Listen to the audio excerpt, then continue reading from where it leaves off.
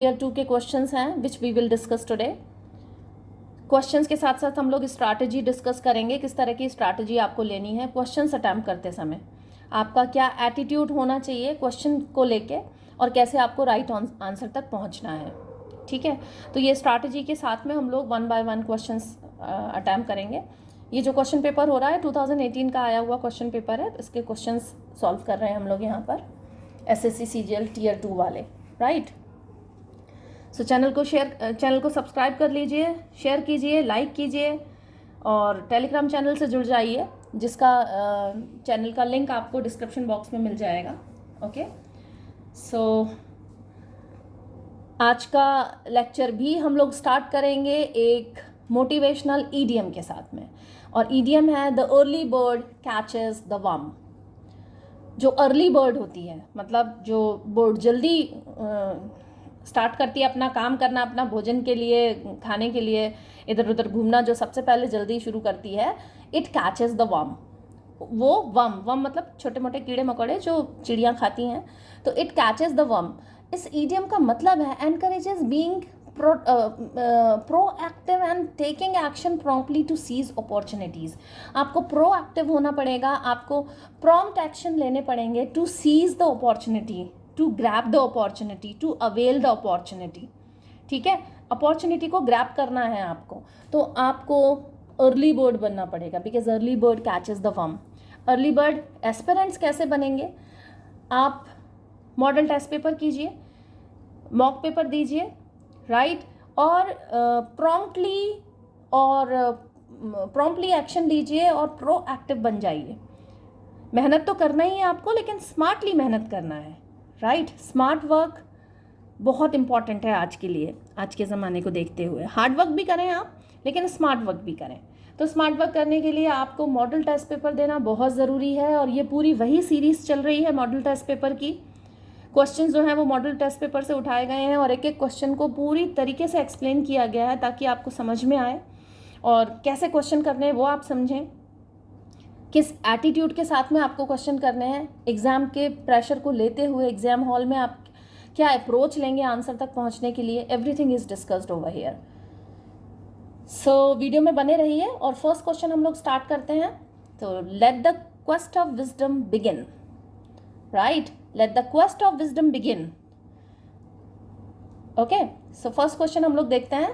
That is, question says select the word which means the same as the group of words given. And what is the group of words? Group of words says something happening by chance in a happy and beneficial way. आप घर की साफ सफाई कर रहे थे और आपको, अब तो खैर 2000 के नोट बंद हो गए इंडिया में, लेकिन जब चल रहे थे 2000 के नोट, तो घर की साफ सफाई करते हुए आपको 2000 का नोट मिल गया, जो कि एक्सपेक्टेड नहीं था। तो वो जो खुशी होती है, वो जो आपको एक बाय चांस कुछ अच्छा हो गया आपके साथ में, दैट इज, ये एक इस तरह के सिचुएशन के लिए कौन सा वर्ड आएगा? ऑप्शन है आपके लिए सेरेनिटी। सेरेनिटी मतलब होता है, यहाँ एक पिक्चर भी दिख रही है आपको, serenity is the tranquil because of heart and mind. Serenity, एकदम ट्रैंक्विलिटी, पीस, राइट। तो सेरेनिटी एक नाउन है that refers to a state of calmness, peace and tranquility. Calmness, peace and tranquility synonym है ये। इट डिस्क्राइब्स अ फीलिंग और condition of being free from disturbance, stress और turmoil. ये disturbance, stress और turmoil, ये भी synonyms हैं। Turmoil मतलब उथल पुथल, डिस्टर्बेंस भी किसी तरह का शोर है ना, स्ट्रेस, चिंता, ये सब सिनोनिम है। तो फ्री, इन सब चीज़ों से फ्री होना, एकदम पीस, ट्रैंक्विलिटी, कामनेस, इस पूरे को बोलते हैं serenity. When someone experience serenity, they typically feel relaxed and at ease with a sense of inner peace. Serenity is often associated with a peaceful environment or a peaceful state of mind. It is the opposite of chaos, agitation or anxiety. इसके opposite क्या है, antonyms क्या है? Chaos, agitation और anxiety, ये इसके opposite है। Chaos मतलब बहुत बहुत ऐसा झगड़ा वगड़ा होना, शोरगुल होना, एजिटेशन भी इसी तरह से चीज़ें, एंग्जाइटी, चिंता होना, ठीक है। तो ये सब सेरेनिटी के ऑपोजिट हैं या एंटोनिम है। और सेरेनिटी में आप ये पिक्चर देखिए, एकदम शांत सा माहौल है, बैलेंस्ड है, ठीक है, सारी चीज़ें बैलेंस्ड हैं, आप एकदम चिंता मुक्त हैं। सेरेनिटी नाउन की तरह काम आता है ये। सेकेंड ऑप्शन है आपके लिए सेरेंडिपिटी। Second option serendipity. क्या होता है सेरेंडिपिटी? सेरेंडिपिटी इस पिक्चर में देखिए, ये एक बच्चा बैठा हुआ है और ऊपर सोच रहा है कि इसका हाथ तो पहुंच नहीं रहा है एप्पल तक, तो एप्पल खुद ही टूट के नीचे गिर गया है। Now he can eat. ये है serendipity. Means finding something good without looking for it. आपको लग नहीं रहा कि कुछ अच्छा होगा, लेकिन कुछ अच्छा हो जाए।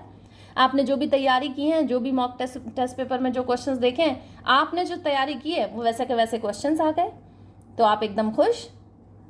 तो क्या फील करोगे आप? सेरेंडिपिटी। ये भी एक नाउन है, serendipity, finding something good without looking for it. Serendipity means it's a noun that refers to the occurrence of fortunate and unexpected discoveries or events by chance.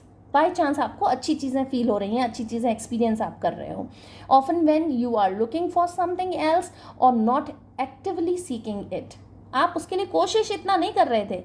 Like I have given you example, आपको सफाई करते समय 2000 का note मिल गया है या 500 का या कुछ भी पैसे मिल गए जो आप सोच नहीं रहे थे, but you have receive that money. So वो जो खुशी होगी आपके लिए, तो वो जो खुशी फील करोगे आप, तो that is it's a noun actually, serendipity, वो आप फील करोगे, दैट इज सेरेंडिपिटी, ठीक है। It describes the idea of stumbling upon something valuable और डिलाइटफुल विदाउट प्रायर प्लानिंग और इंटेंशन। आपका मतलब नहीं था पहले से, लेकिन आपको अचानक से कोई खुशी मिल गई है, that is serendipity.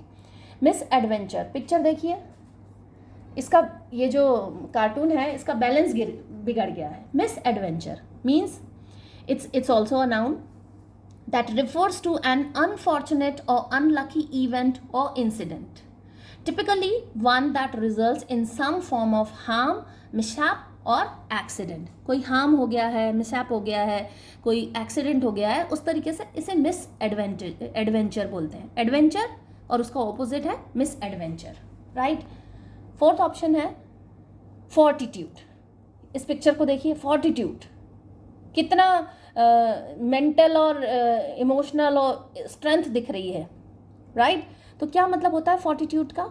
It's also a noun that refers to the mental and emotional strength और करेज टू एंड्योर चैलेंजिंग और difficult situations with resilience, bravery and determination. It involves having the inner resolve and moral strength to face adversity, hardship or pain without giving in to fear or despair। बिना डरे, बिना झुके, जब आप बिल्कुल एकदम determined होते हो कि मुझे इस परिस्थिति का सामना करना है और जीतना है, तो उसके लिए एक वर्ड आता है फोर्टिट्यूड। फोर्टिट्यूड, तो दैट फोर्टिट्यूड नाउन है, नाउन की तरफ वर्क करता है। पूरी किसी भी एडवर्सिटी में पूरे डिटर्मिनेशन के साथ में लड़ने के लिए तैयार, हारना नहीं है, झुकना नहीं है। और यही चीज़, ये जो फोर्टिट्यूड है, ये आपके अंदर भी होना चाहिए। ये फोर्टिट्यूड जितने भी जो एसएससी सीजीएल टियर 2 के एस्पिरेंट्स हैं, उनके अंदर ये फोर्टिट्यूड होना चाहिए कि मुझे पूरे डिटर्मिनेशन के साथ में, चाहे कितनी भी एडवर्सिटी आए, मीन्स हो सकता है कुछ प्रॉब्लम्स आ जाएं, किसी भी तरह की कोई चैलेंजेस आ जाएं आपकी लाइफ में अभी, तो उनसे घबराना नहीं है और आपको पूरा फोर्टिट्यूड दिखाना है अपने कैरेक्टर में, राइट। तो दिस इज फोर्टिट्यूड। ऑप्शन क्या आएगा? ऑप्शन आएगा 2, सेरेंडिपिटी, राइट। अचानक से कोई खुशी मिल जाए, that is serendipity. Next question says given below are 4 jumble sentence, pick the option that gives their correct order। 4 jumble sentence है, उनके correct order आपको दिखाने हैं। Number A, despite this he was very good at delegating work। despite this मतलब इसके पहले कुछ और हुआ होगा, तो beginning नहीं है ये sentence की। जब भी जंबल सेंटेंस के क्वेश्चंस आए आपको बिगिनिंग ढूंढनी है। अब बिगिनिंग डिस्पाइट दिस, यहाँ बिगिनिंग तो नहीं हो रही, एलिमिनेट कर दीजिए, यहाँ से शुरू नहीं होगा। No wonder his films were universally acclaimed, acclaimed मतलब प्रेज्ड, ठीक है, universally acclaimed. No wonder his films were universally acclaimed. इसमें कोई आश्चर्य नहीं है कि उसकी जो फिल्म्स हैं उसकी, अब ये किसकी फिल्म्स के बारे में बात हो रही है, वी नेवर नो, तो इसका मतलब यहाँ से स्टार्ट नहीं होगा, इसको भी एलिमिनेट कर दीजिए। सेकेंड है, थर्ड जो ऑप्शन है, थर्ड पॉइंट है आपका, और Satyajit Ray film was solely, solely मतलब merely, only, his film, a Satyajit Ray film was solely his film, यहाँ से शुरू हो सकता है, इसको कीप इट असाइड, साइड में रखते हैं इसे। Even after delegation, even after, अब इवन आफ्टर मतलब किसी चीज़ के बाद ही, तो यहाँ से भी शुरू नहीं होगा, शुरू होगा सी से। अब सी वाले ऑप्शन आ रहे हैं अपने पास दो, सी डी बी ए और सी ए डी बी। सी के बाद में डी ऑप्शन लगा के देखिए। Satyajit Ray film was solely his films, even after delegation he was involve in every aspect of the film. C के बाद में डी तो नहीं आएगा, क्योंकि ऊपर वाले सेंटेंस अगर आप देखते हो तो डेलीगेशन की बात हो रखी है। Despite this he was very good at delegating work, C के बाद में डी नहीं आएगा। दूसरा ऑप्शन है सी के बाद ए। सी क्या है, सी है और Satyajit Ray film was solely his film, उसके बाद है A. Despite this he was very good at delegating work. Delegating work मतलब एक वर्ब है, डेलीगेटिंग, ये जो डेलीगेटिंग है उसका एक वर्ब है, इसका मतलब एक वर्ब की तरह काम करती है। If you delegate duties, responsibility और power to someone, you give them those duties, those responsibilities और that power so that they can act on your behalf. तो डेलीगेटिंग वर्क मतलब दूसरों को रिस्पॉन्सिबिलिटी दे रहे हैं। Despite this he was very good at delegating work, जबकि सत्यजीत रे की फिल्म केवल उनकी फिल्म होती है, लेकिन इसके बावजूद भी वो डेलीगेशन में, डेलीगेटिंग वर्क को डेलीगेट करने में काफ़ी अच्छे हैं। सी के बाद में आएगा ई, फिर आएगा D. Even after delegation he was involve in every aspect of the film. Delegation के बाद में भी तुम ये करोगे, तुम ये करोगे, तुम ये करोगे, तुम कैमरा देखोगे, तुम डायलॉग्स देखोगे, सब इन सब डेलीगेशन के बाद, ड्यूटी देने के बाद भी वो फिल्म में हर एस्पेक्ट में से जुड़े रहते हैं, वो हर चीज़ खुद चेक करते हैं, सत्यजीत रे। उसके बाद में आएगा बी।